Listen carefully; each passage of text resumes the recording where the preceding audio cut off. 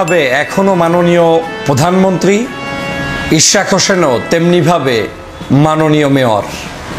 আপনারা জানেন যে 5ই আগস্টের পতনের পরে শেখ হাসিনাকে কেউ কেউ বিনা আইনে আইন কানুনকে তোয়াক্কা না করে বাংলাদেশ থেকে পালিয়ে যাওয়ার পরেও এই পলাতক নেত্রীকেই মাননীয় প্রধানমন্ত্রী বলে সম্বোধন করছেন।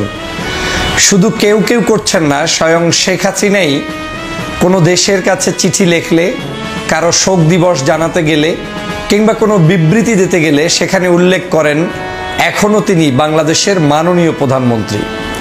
এমনকি তিনি লাইভে আসেন তার পেজে, তার বিভিন্ন পোস্টে, সেখানে তার গবেটগুলো উল্লেখ করে তাকে মাননীয় প্রধানমন্ত্রী হিসাবে। অথচ বাংলাদেশের প্রধানমন্ত্রী একই সময়ে কতজন থাকে জাতির কাছে প্রশ্ন রেখে গেলাম। শেখ হাসিনা বাংলাদেশ থেকে পালিয়ে যাওয়ার পরে এখনো কিভাবে প্রধানমন্ত্রী থাকে এবং তিনি এখন পর্যন্ত যদি প্রধানমন্ত্রীই থাকেন তাহলে মাননীয় প্রধানমন্ত্রী কেন বাংলাদেশে নেই, সে প্রশ্ন আপনাদের কাছে রেখে গেলাম। তেমনি একটি কাণ্ড ঘটিয়েছেন জনাব ইশরাক সাহেব, যিনি তার নিজেকে মেয়র হিসাবে ঘোষণা করে মাননীয় মেয়র লেখে ব্যানার ছাপিয়ে তারপরে নগর ভবনে তিনি সভা পর্যন্ত করেছেন। তার বিভিন্ন লোকদেরকে নিয়ে সেখানে বসিয়ে বিভিন্ন দিক নির্দেশনা পর্যন্ত দিয়েছেন, যেটা অত্যন্ত দৃষ্টিকটু, আমাদের কাছে চরমভাবে ধৃষ্টতা এবং আমার কাছে মনে হয়েছে বাংলাদেশের রাজনীতিতে একটি কলঙ্কজনক অধ্যায় তিনি রচিত করেছেন। আমি এই মেয়র ইশরাক সাহেবের পক্ষে ভিডিও করে বক্তব্য দিয়ে, এমনকি তার যখন যমুনার সামনে তিনি আন্দোলন করেছেন সেটাকেও কিঞ্চিত সমর্থন জানিয়ে আমি তার মেয়রটাকে পক্ষেই রায় দিয়েছিলাম। কেন দিয়েছিলাম? আমার কাছে মনে হয়েছে চট্টগ্রামের সিটি কর্পোরেশনের মেয়র ডাক্তার শাহাদাত সাহেবকে যেই আইনের ভিত্তিতে দেওয়া হয়েছে, এই একই আইনে ঢাকা সিটি কর্পোরেশনের মেয়র সাদেক হোসেন সাহেবের সন্তান ইশরাক সাহেবকেও দেওয়া উচিত। এবং পাশাপাশি শুধু তাদেরকেই না, চরমনায়ের পীর সাহেবের ভাই এবং ইসলামী আন্দোলন বাংলাদেশের সিনিয়র নায়েবে আমির বরিশাল সিটি কর্পোরেশনের মেয়র প্রার্থী জনাব মুফতি ফয়জুল করিম সাহেবকেও মেয়র হিসেবে দেওয়া উচিত ছিল। কেন বলেছিলাম সেই সময় দেওয়া উচিত ছিল? এর অন্যতম কারণ হচ্ছে সরকার একটি জায়গায় দিয়ে দিয়েছে এবং সেই একটি জায়গায় দেওয়ার কারণে বাকি দুটি জায়গায়ও তাদের প্রাপ্যতা রয়েছে। কিন্তু আমি তাদের প্রতি সেই সহানুভূতি জানিয়ে বক্তব্য দিয়েছি, বিবৃতি দিয়েছি, চরমনায়ের পীরের পক্ষে তখনও বলেছি, এখনও বলছি, যদি সরকার ইশরাককে মেয়র দেয় অবশ্যই চরমনায়ের পীরের ভাইকেও মেয়র দিতে হবে, সেখান থেকে আমি কিঞ্চিত সরছি না। কিন্তু আজ বলছি ইশরাক সাহেবের অতিরঞ্জিত বাড়াবাড়ির বিষয়টি নিয়ে, যেটা আমাকে চরমভাবে কষ্ট দিয়েছে এবং বিবেকের তাড়নায় আপনাদের সামনে কথা বলতে এসেছি। আপনার কাছে মেয়রটা অনেক বড় একটি পদ মনে হচ্ছে, তাই তো? একটি মেয়রের মায়া ছাড়তে পারলেন না। রাষ্ট্রের আইন কানুন তোয়াক্কা না করে আপনি নিজে নিজে মাননীয় মেয়র বলে নগর ভবনে আপনি সমাবেশ করলেন, সভা করলেন, সভা ডাকলেন এবং সেটা আবার আপনার শুভানুধ্যায়ীরা প্রচার করছেন। এটা চরম ধৃষ্টতা। এই সরকার আমাদেরই সরকার। এই সরকার আজকে না থাকলে আজকে আপনি ঢাকা শহর তো দূরের কথা, কোথায় থাকতেন, আমি কোথায় থাকতাম, সেটা আজকে আমাদেরকে প্রশ্ন করা উচিত। 5ই আগস্টের কারণে আজকে সবাই স্বাধীনভাবে মত প্রকাশ করতে পারছি, মেয়র বনে যেতে পারছি, এমপি হওয়ার স্বপ্ন দেখছি, মন্ত্রী হওয়ার স্বপ্ন দেখছি, রাজনীতি করার স্বপ্ন দেখছি। এ কিছুই হতো না যদি 5ই আগস্টের সেই জুলাই বিপ্লবের যোদ্ধারা শহীদ হয়ে দেশকে আজকের এই জায়গায় নিয়ে আসতে না পারতেন। আপনি নিজেই নিজের পোস্টের নিচে যান, ইশরাক সাহেব, দেখে নিন আপনাকে মানুষ কি পরিমাণ এখন ভালোবাসা দিচ্ছে আর কি পরিমাণ ঘৃণা করছে আপনার এই আচরণের জন্য। নিশ্চয়ই আপনি একজন যুব নেতা, আপনি বাংলাদেশের মানুষের ভালোবাসার প্রাপ্ত একজন পজিটিভ ভালো মানসিকতার নেতা এবং সে কারণে আপনার প্রতি আমার রয়েছে ভিন্ন ধরনের একটি আবেগ, অনুভূতি এবং ভালোবাসা। এবং সেই ভালো সময়সীমা যেটা বলেছেন ডক্টর ইউনূসের সাথে তারেক রহমানের যে বক্তব্য, সেটা নিয়ে মিশ্র প্রতিক্রিয়া রাজনীতি। আসলে পেছনের রহস্যটা কি সেগুলো নিয়ে আমরা আলোচনা করব। আলোচনার জন্য আমাদের সাথে উপস্থিত আছেন মেজর দেলোয়ার হোসেন, অবসরপ্রাপ্ত। আপনাকে স্বাগত আমাদের আজকের অনুষ্ঠানে। ধন্যবাদ সবাইকে, আসসালামু আলাইকুম। সো আপনার কাছে প্রথম জানতে চাওয়া যে উনি এপ্রিলে বলেছিলেন রোজার ঠিক আমরা ঈদের আগের দিন কোরবানিদের আগের দিন।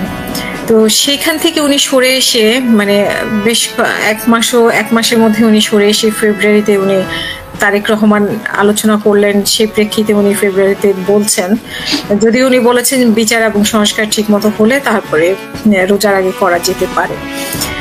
এই পরিস্থিতিতে আসলেন কিভাবে, যেখানে ওনারা অটল ছিলেন যে জুনে, তারপরে এপ্রিলে আসলেন, তারপরে এখন কিভাবে? এটা কি বিএনপিকে ঠান্ডা করার জন্য, নাকি এখানে নেপথ্যে অন্য কোনো রহস্য আছে? প্রথম কথা হচ্ছে, আমি বাংলাদেশের সময় গত বৃহস্পতিবার আমি নিজে একটি ভিডিও লাইভ করেছি।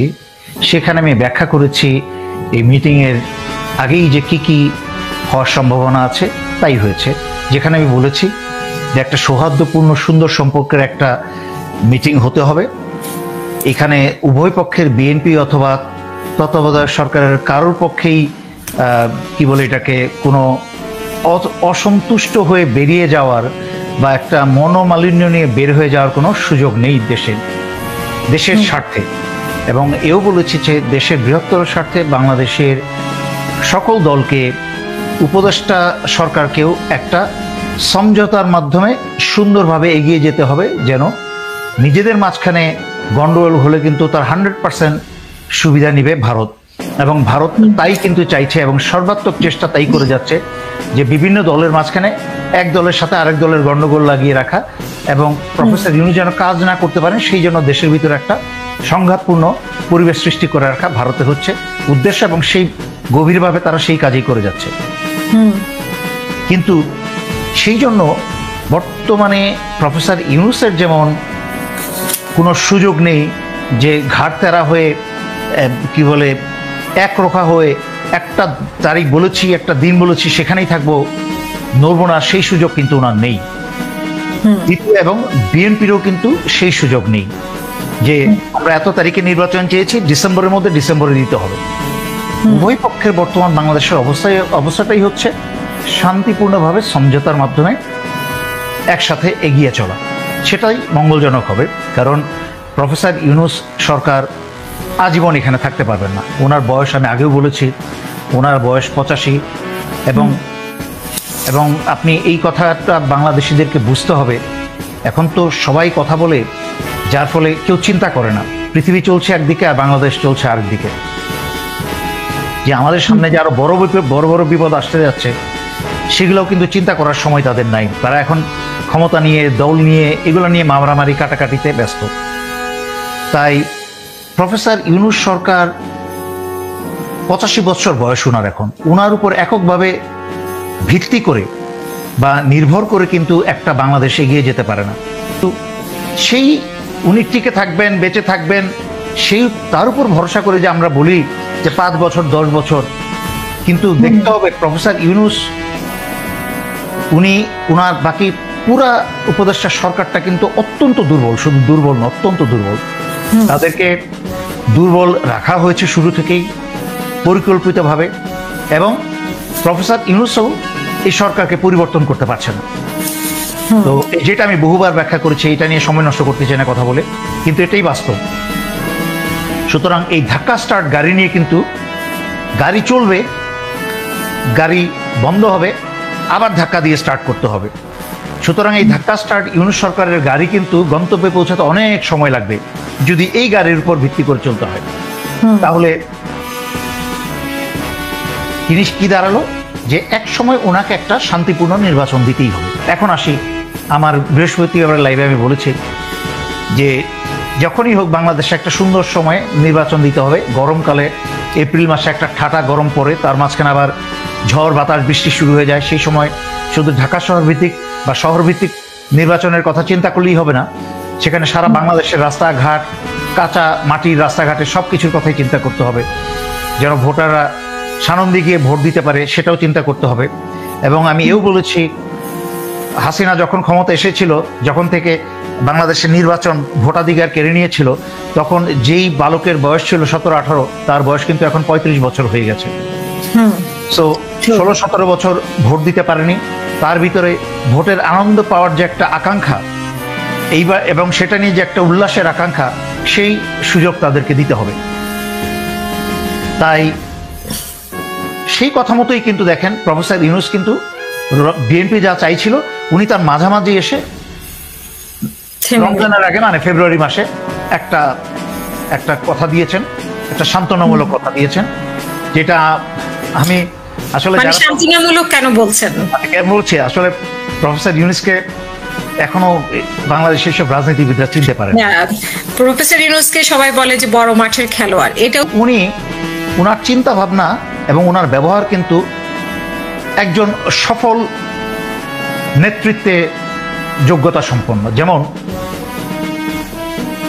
অন্য কোনো মানুষ, যেমন আমি কিছু উপদেষ্টার সাথে কথা বলেছি, কয়েক দফা কথা বলেছি, ওনারা আমাকে বলেছেন দেলোয়ার কি করব বলো, আমরা প্রধান উপদেষ্টার কাছে কিছু সমস্যার কথা